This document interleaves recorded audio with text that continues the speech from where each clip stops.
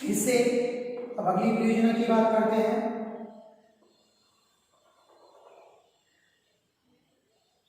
पहले मैप की सहायता से समझते हैं, आप नोट्स भी बना सकते हैं साथ में।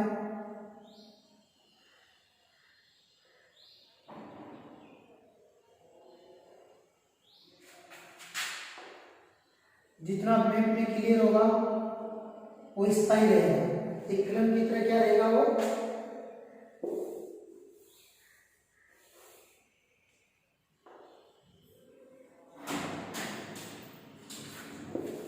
अब देखिए इसके अंतर्गत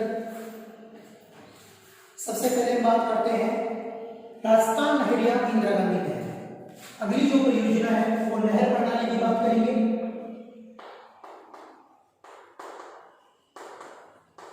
राजस्थान नहर ऑब्लिक या इंदिरा गांधी की मृत्यु 1984 में होती है, 30 अक्टूबर 1984 को। तो इसके बाद में पहले इसका राजस्थान नहर नाम था, इसके बाद इसका नाम क्या पड़ गया, इंदिरा गांधी नहर पड़ गया था। राजस्थान नहर या इंदिरा गांधी नहर।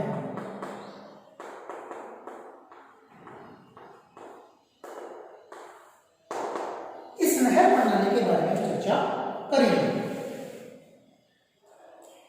सबसे पहले बात करते हैं कि इस नहर प्रणाली का निर्माण क्यों किया गया, इसका विकास क्यों किया गया। क्योंकि हमारा देखिए जो थार का मरुस्थल है वो विश्व का सबसे बड़ा धनी मरुस्थल कहलाता है। चाहे आप सहारा का मरुस्थल देख लीजिए, अट्टाकामा, गोबी का मरुस्थल है, कोई भी पेंटागोनियन मरुस्थल है, कई मरुस्थल है, ठीक है ना। मरुस्थलों की तुलना में अगर हम बात करें तो हमारे जो भारत का टकला मार्कन का मरुस्थल है, कितने ही मरुस्थलों विश्व के मरुस्थलों की तुलना में अगर बात करें तो हमारे राजस्थान का जो भारत का जो पश्चिम में स्थित जो ये मरुस्थल है भारत के, ये देखिए विश्व का सबसे बड़ा धनी मरुस्थल का जैव विविधता वाला मरुस्थल के नाम से जाना जाता है। तो यहाँ पर सबसे जो कमी है वो जल की कमी है। जल संसाधन बहुत कम है, यहाँ जल के संसाधन बहुत कम मात्रा में मौजूद है। तो इस क्षेत्र को हरा भरा करने के लिए, किस क्षेत्र को, ये अरावली पर्वत श्रृंखला है तो राजस्थान के लगभग 61% क्षेत्रफल पर है, वो क्या फैला हुआ है, विशाल थार का मरुस्थल फैला हुआ है। तो इस थार के मरुस्थल को हरा भरा करने के लिए, यहाँ पर जो व्यर्थ भूमि है, बंजर भूमि है, उसको हरा भरा करने के लिए, खेत खलियान खिलाने के लिए, फसलें लहराने के लिए, साथ ही साथ यहाँ पर पाकिस्तान है, कौन सा है, अन्य देश है पाकिस्तान। तो यहाँ पर अंतरराष्ट्रीय सीमा के सहारे सहारे जिसको रेड क्लिफ रेखा के नाम से जाना जाता है, तो वहां पर देखिए आबादी बसाने के लिए, बसाने के लिए किस नहर प्रणाली का विकास किया गया, राजस्थान नहर का निर्माण किया गया। ये इसका क्या है, प्रमुख उद्देश्य है।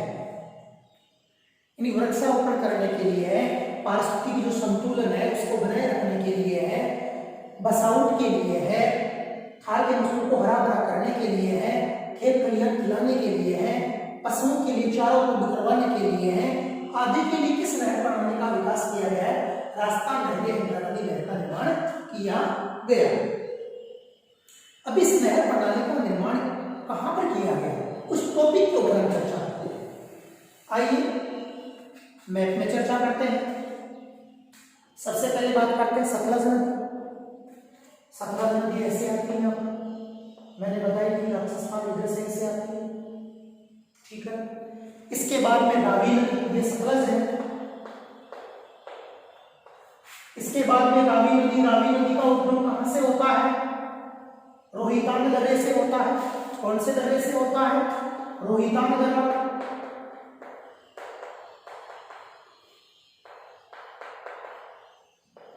सीआरबी वाला इंजन के ऊपर ज्यादा,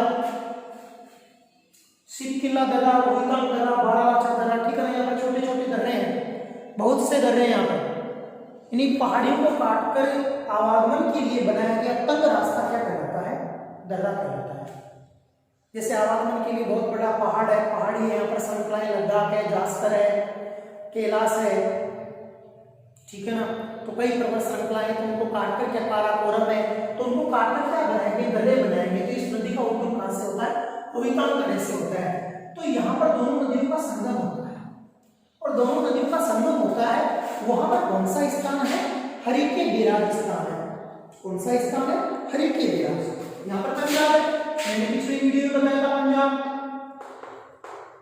5 नदियों के बीच में बसा प्रांत कौन सा है, पंजाब।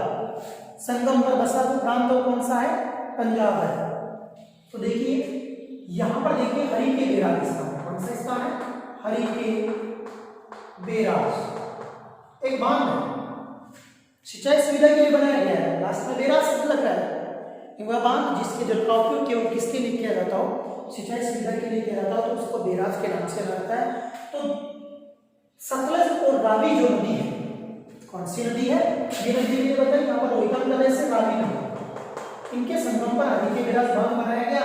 और यहां से कौन सी नहर प्रणाली का विकास किया गया, कौन सी नहर प्रणाली निकाली गई है, राजस्थान नहर का निर्माण किया गया है, जिसका बाद में नाम क्या पड़ गया, इंदिरा गांधी नहर पड़ गया है।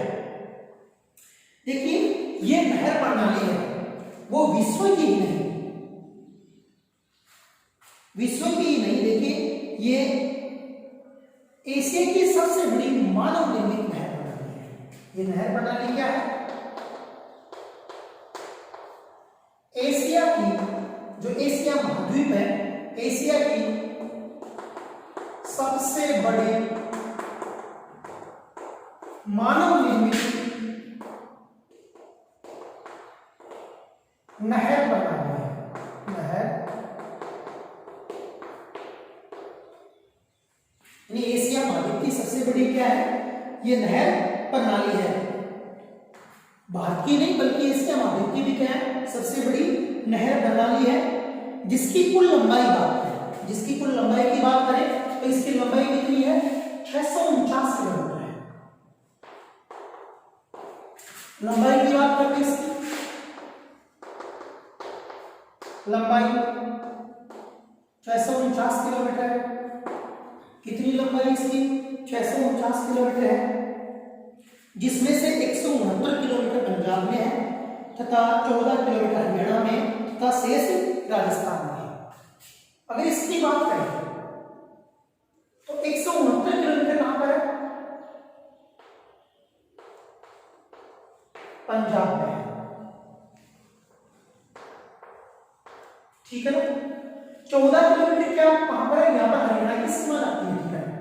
तो 14 किलोमीटर कहां पर है, हरियाणा में है,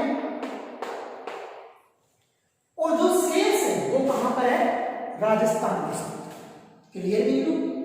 अब इस बिंदु को आपको समझना है प्रारंभ से। देखिए राजस्थान नहर का निर्माण सतलज व रावी नदी के संगम पर हरिके बेराज बांध बनाकर किया गया है। इस परियोजना का जो निर्माण है, इस नहर का जो निर्माण है वो 2 चरणों में हुआ है। इस नहर का निर्माण कितने चरणों में हुआ है, 2 चरणों में। प्रथम चरण की बात करते हैं, फीडर नहर। प्रथम चरण को क्या नाम दिया है, फीडर नहर दिया है। तो फीडर नहर की लंबाई कहां से है, यहां पर हरिके बेराज है, हरिके बेराज से लेकर यहां पर देखिए हनुमानगढ़, कौन सा जिला है, हरिके बेराज से लेकर, हरिके बेराज से लेकर हनुमानगढ़ के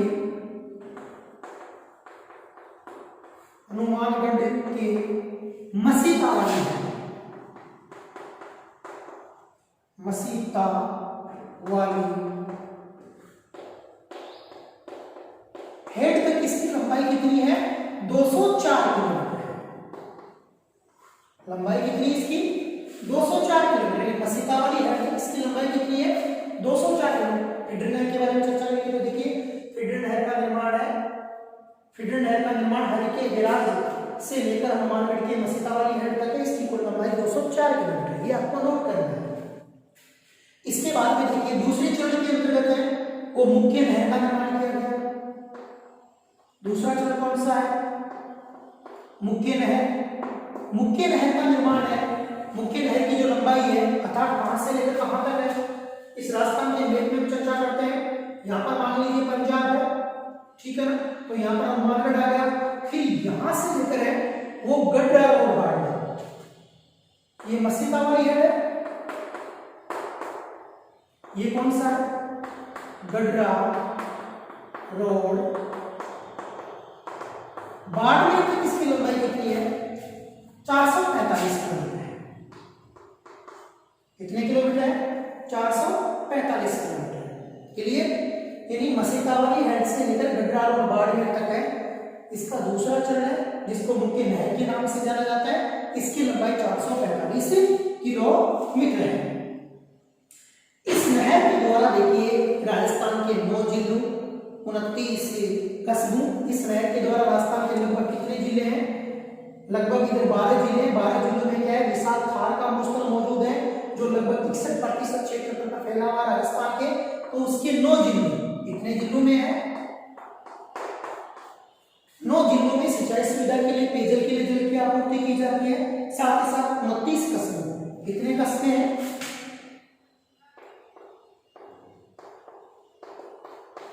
29 कस्बों।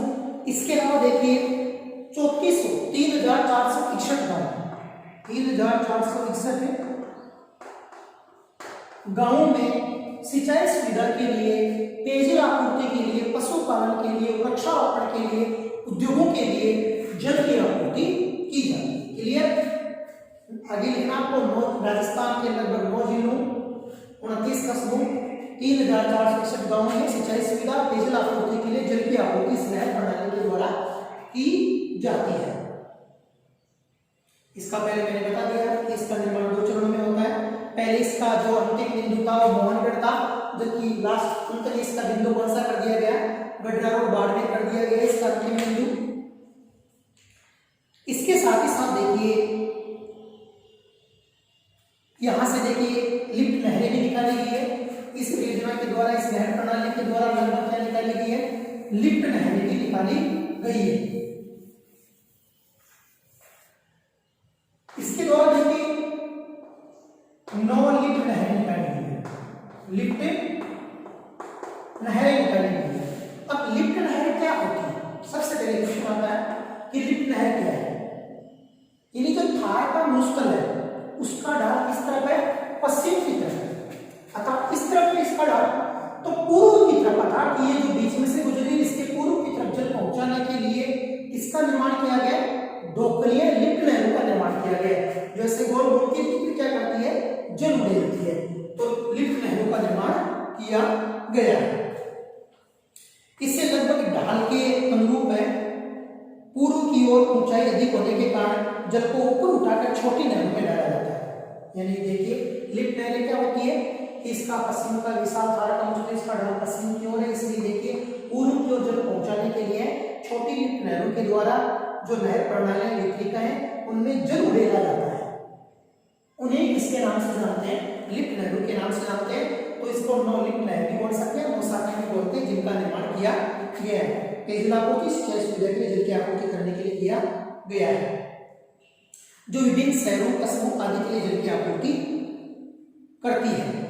लिफ्ट नहरों की कुल संख्या अगर बात करें, पहले 7 थी, वर्तमान में 9 है, 9 निर्माणाधीन है, निर्माण हो चुका है, जबकि जो 12 है इस पर बननी तय है, बनेगी इस पर 12 लिफ्ट नहरें।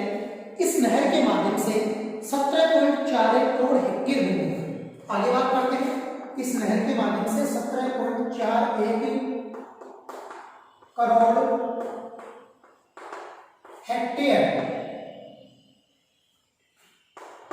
हेक्टेयर भूमि को सिंचित किया जा रहा है, भूमि को सिंचित किया जा रहा है, अर्थात सिंचाई की जा रही है। अब इस परियोजना को बाड़मेर के गड्ढा रोड तक बढ़ा दिया गया, जो पहले बता चुका हूं कि बाड़मेर के गड्ढा रोड तक बढ़ा दिया गया, ये इसके अंतर्गत है। जबकि देखिए इसके बारे में भी और जानकारी देना चाहूंगा, आपकी बुक में इतनी जानकारी नहीं है, कॉम्पिटिशन के एग्जामों के लिए बहुत ही महत्वपूर्ण है। पहले इसका नाम राजस्थान में था, बाद में इसका इंदिरा गांधी की मृत्यु के बाद 1984 में इंदिरा गांधी की मृत्यु हुई थी, भारत की प्रथम महिला प्रधानमंत्री थी वो। तो उसकी मृत्यु के बाद में इसका नाम क्या रख दिया गया, रास्ता नहर का नाम बदलकर इंदिरा गांधी नहर रख दिया गया।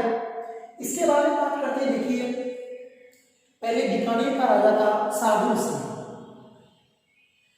उसने परिकल्पना की थी, एक सप्ताह से था कि इस विशाल जो थार का मुश्किल है इसको हरा भरा करने के लिए मैं किसका निर्माण करूंगा, एक ऐसी नहर प्रणाली का निर्माण करूंगा, एक नहर लेकर आऊंगा जिसके द्वारा इस क्षेत्र को हरा भरा किया जा सकता है। परंतु शार्दुल सिंह की मृत्यु हो जाती है। इसके बाद में बीकानेर का, इसके बाद में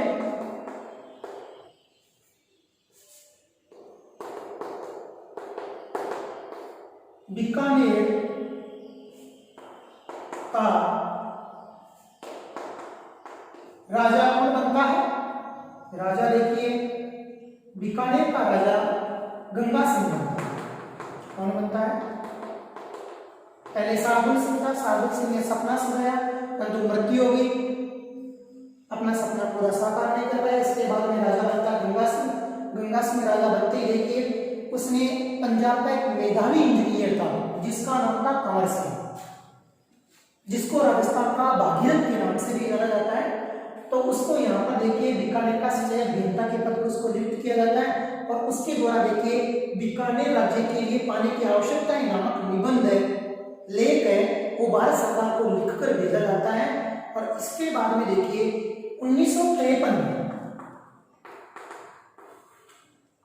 भारत सरकार के द्वारा जो 9 महल कृषि आयोग इसके द्वारा एक टीम आती है और यहाँ पर देखिए भ्रमण करती है और वह पाती है कि वास्तव में इस प्रकार की नहर प्रणाली का यहाँ पर निर्माण किया जाना चाहिए, क्योंकि यहाँ पर जल संसाधन बहुत ही कम मात्रा में मौजूद है।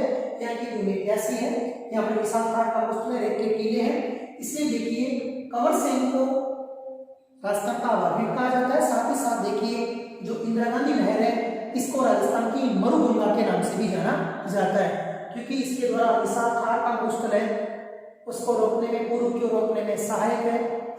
इसके अलावा यहाँ पर वृक्षारोपण हुआ है, सिंचाई सुविधा के लिए कई जो आपूर्ति की गई है, साथ ही साथ उद्योगों के लिए जल आपूर्ति की गई है, पेयजल के लिए आपूर्ति की जा रही है। इसके प्रमुख उद्देश्य हैं। इस कारण से इसको देखिए राजस्थान की मरुगंगा के नाम से भी जाना जाता है। तो विद्यार्थी जो भी आपको पढ़ाया जा रहा है उसको अच्छी तरह से नोट करें, पढ़ें, आप सीखने का प्रयास करें। जो भी परिभाषाएं लिखवाई जाती है आप नोट करें, साथ में अच्छी तरह से वीडियो को देखें। धन्यवाद।